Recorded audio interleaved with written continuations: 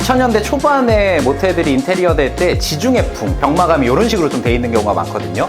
우리는 이번에 여기를 최적의 예산으로 저희가 리모델링을 하면서 이런 뷰로 객실의 그레이드를 좀 나눠볼 수도 있습니다. 소형 호텔을 오늘 어떻게 바꾸는지 그런 걸 좀 설명해 드리려고 합니다. 함께 가보시죠.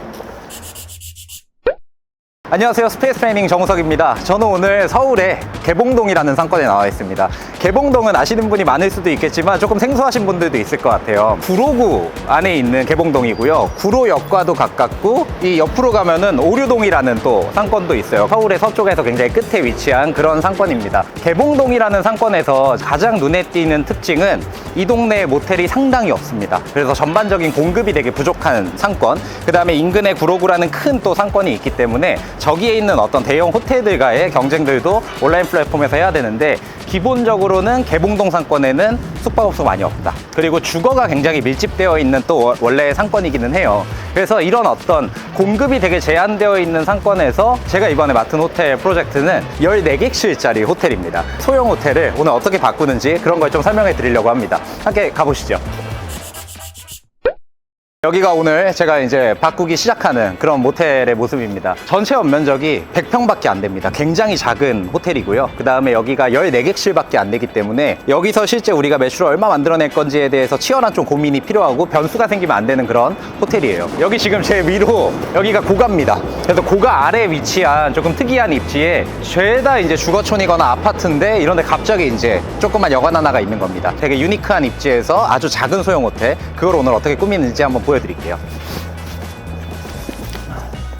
여기가 이제 호텔의 로비고요. 지금 제가 서 있는 이 정도 섹션이 이게 로비의 전부입니다. 나머지는 이제 객실과 그냥 복도로 이루어졌고, 전체 연면적이 100평밖에 되지 않기 때문에 이렇게 타이트하게 전반적인 공간들이 좀 구성이 돼 있어요. 물론 이제 환대 경험이 처음에 입장했을 때 환대 경험을 느끼는 것도 있고 객실 안에서 느끼는 환대 경험도 있을 것 같아요. 근데 여기는 한 2평 남짓의 공간이 로비의 전부이기 때문에 여기서는 어떤 경험이 제일 중요하냐면, 무인으로 여기에 호텔에 입실을 해도 전혀 혼선 없이 자연스럽게 키오스크 동선이 마련이 되어 있고 객실로 이동할 수 있게 하는 공간 구현이 굉장히 중요합니다. 그래서 그런 거에 초점을 맞춰서 지금 설계를 좀 마무리를 하고 있고, 그다음 나머지는 또 객실에서 느낄 수 있는 소프트웨어나 하드웨어의 어떤 컨셉을 통해서 그런 환대 경험을 설계하고 있습니다. 지금 로비에서 마감재들이 그대로 객실까지 연결되게 되는데 지금 울퉁불퉁하잖아요. 2000년대 초반에 모텔들이 인테리어 될 때 지중해풍 컨셉의 인테리어에 따른 이제 벽마감이 이런 식으로 좀 돼 있는 경우가 많거든요. 이런 게 이제 신규 공사할 때는 다 철거를 해야 되거나 아니면 이런 걸 바탕으로 뭔가 좀 다시 목공사를 해야 되는 비중들이 되게 높게 비용이 드는 그런 이제 인테리어이긴 한데,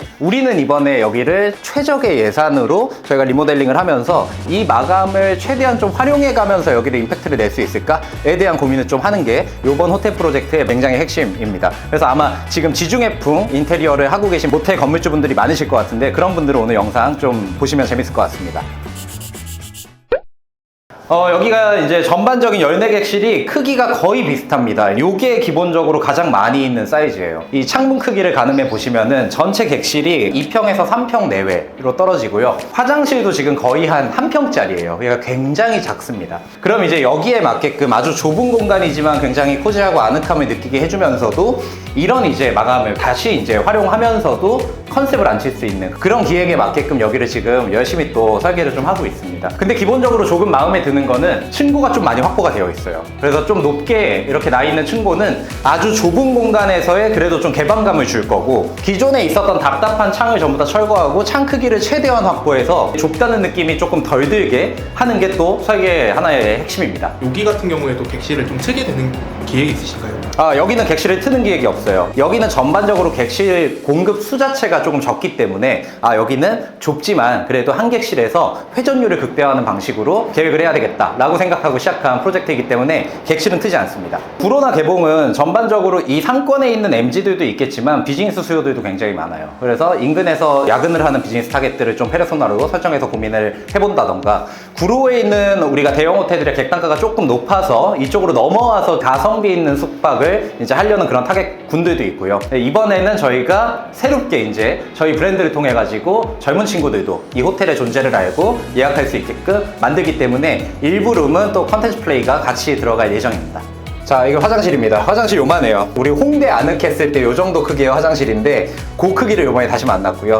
보통은 우리가 모텔 화장실이라 하더라도 이거의 한 4배 정도의 크기는 되는데 지금 4분의 1 정도의 아주 작은 욕실이라고 보시면 됩니다.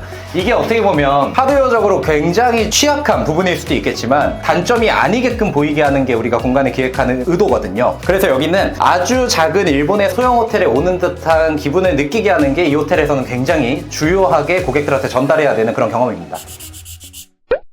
두 번째 방입니다. 뭐 거의 비슷하죠. 여기가 조금 더 넓을 거예요. 그러니까 이 정도 크기에서 왔다 갔다 하는 방이라고 보시면 되고, 제가 이제 로비 들어오면서도 말씀드렸지만 저희는 이번에 이 지중해풍 마감을 그대로 좀 최대한 살려볼 수 있을까? 이거를 되게 치열하게 고민을 하고 있어요. 그 이유는 두 가지입니다. 우리가 지금 이런 마감이 있을 때 기존의 플랫하게 벽을 마감하기 위해서는 이 위에다가 쉽게 얘기하면 목공사를 하든가 아니면은 이 마감재 전부를 철거하고 다시 목공사를 재시공하는 그런 방법이 있을 건데, 저는 두 가지 방법 다 이 프로젝트의 어떤 성향하고 이 주변의 어떤 경쟁, 상권 대비해 갖고 효율이 나는 투자는 아니라고 생각했어요. 그래서 이 투자비를 가장 절감할 수 있으면서도 공간 활용도 좀 넓게 할 수 있는 방법은 기존 벽체 마감재를 살려가면서 여기에 맞는 컨셉을 역으로 붙여주는 게 해답일 수도 있겠다라고 생각했습니다. 그래서 이번에 이 마감을 살릴 때에는 또 특이점이 있어요. 곡선이 좀 져 있습니다. 이렇게 곡선이 져 있는 부분에 저희가 가구 플랜을 하게 될 때는 일부 가구 단가가 좀 올라갈 수는 있어요. 근데 객실이 원체 좁기 때문에 전체 가구 물량 자체가 아주 많지는 않을 거기 때문에 투자의 어떤 효율성이 나올 것 같습니다.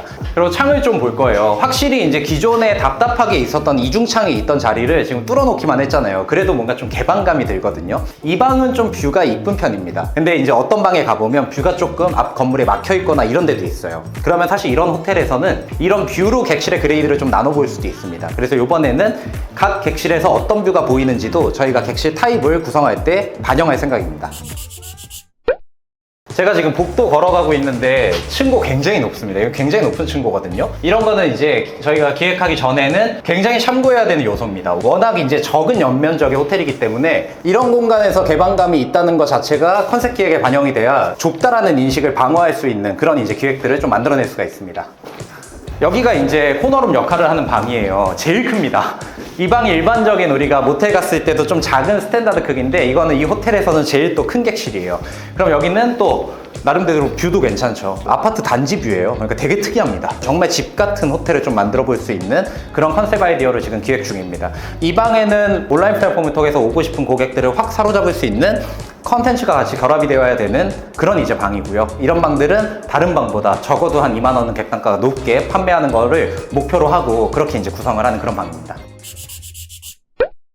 네, 이제 다시 외관으로 나왔어요. 외관 같은 경우는 굉장히 못생겼습니다. 그래서 여기 보면 제가 서 있는 높이보다 높은 한 2m 50 정도까지는 아이레벨로 치고 저희가 금속으로 마감을 해서 가릴 거긴 하고요.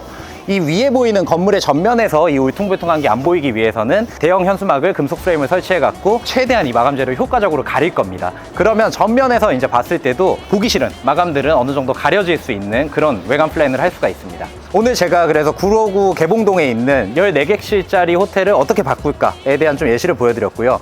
제가 요즘에 당산이나 신당 사이트 같은 메인 상권에서의 적은 객실들을 통합했던 거와는 좀 대조적으로 14객실을 그대로 작은 객실이지만 살려보겠다, 그렇게 하는 의도가 당산에서 게스트들이 좋은 숙소에 지불할 수 있는 객단가 천정하고 구로구에서 또 좋은 숙소에 객단가의 천정이 다르기 때문에 최대한 우리가 목표한 매출을 일으킬 수 있게끔 하기 위해서 객실수에 대한 컨셉 기획을 어떻게 가져갔느냐, 이런 것들이 오늘 좀 참고하시기 좋을 포인트일 것 같고요. 그 다음에 객실이 얼마 없기 때문에 시공비를 최소화하는 기획의 묘에 대해서도 오늘 좀 많이 말씀을 드린 것 같습니다. 그래서 이러한 것들 참고하셔가지고 이런 작은 어떤 모텔들 만났을 때, 또 이런 전반적인 기존의 컨셉이 지중해풍일 때 참고하시는 영상으로 오늘 영상 한번 봐주셨으면 좋겠습니다. 이 호텔은 이제 한 3개월 있으면은 완성이 또 될 예정이고요. 얼른 또 잘 만들어서 애프터 영상으로 찾아뵙도록 하겠습니다. 오늘도 시청해주셔서 감사합니다.